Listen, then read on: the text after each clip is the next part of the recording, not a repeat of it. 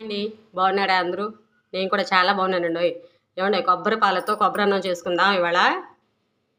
ఇదిగోండి ఫస్ట్ బాణలు పెట్టి ఆయిల్ వేసాను. కొంచెం నెయ్యి ఉన్నా వేసుకోండి, మీరు టేస్ట్ బాగుంటుంది. నా దగ్గర లేదు కాబట్టి వేయలేదు నేను. ఇదిగోండి ఓలు బిర్యానీ మసాలా అంతా. మరి స్పైసీగా ఉన్న బాగోదండి. కొబ్బరి ఫ్లేవర్ తెలవాలి అంటే మనకి కొబ్బరి పాలు చిక్కగా ఉండాలి. మసాలా తక్కువ ఉంటేనే చాలా బాగుంటుంది కదా టేస్టు. వేసుకుందాం.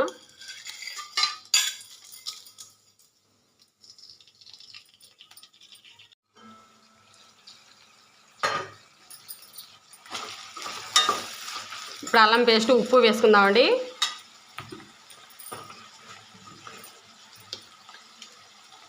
ఇవ్వండి ఉప్పు వేసాను రుచికి సరిపడా.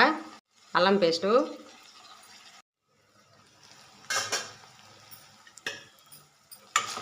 ఇదిగోండి ఉల్లిపాయ అంతా చక్క మగ్గిపోయింది కదా.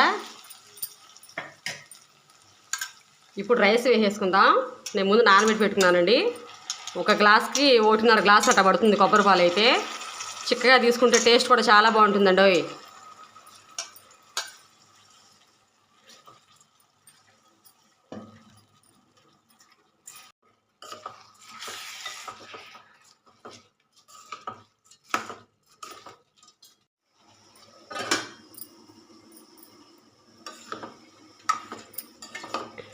ఇవ్వండి ఇప్పుడు కొబ్బరి పాలు పోసుకుందాం.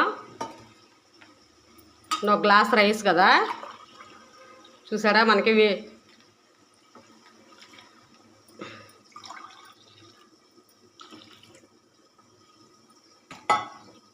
ఇదిగోండి మనకి వేడి వేడి నీటితో చక్కగా తీసుకుంటే కొబ్బరి పాలు ఈజీగా వస్తాయండి.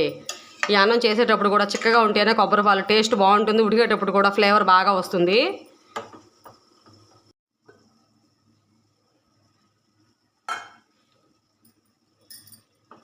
ఇవ్వండి చూసారా చక్కగా పొడి పొడిగా వచ్చేస్తుంది.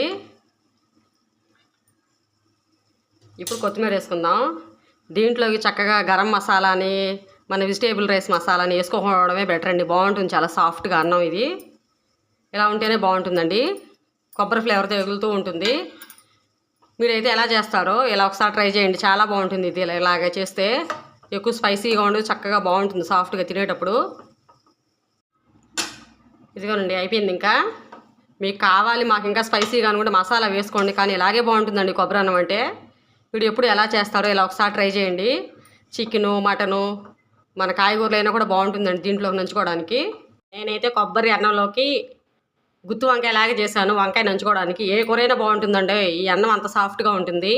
ఇంత చూసి వెళ్ళిపోకండి, ఒక లైక్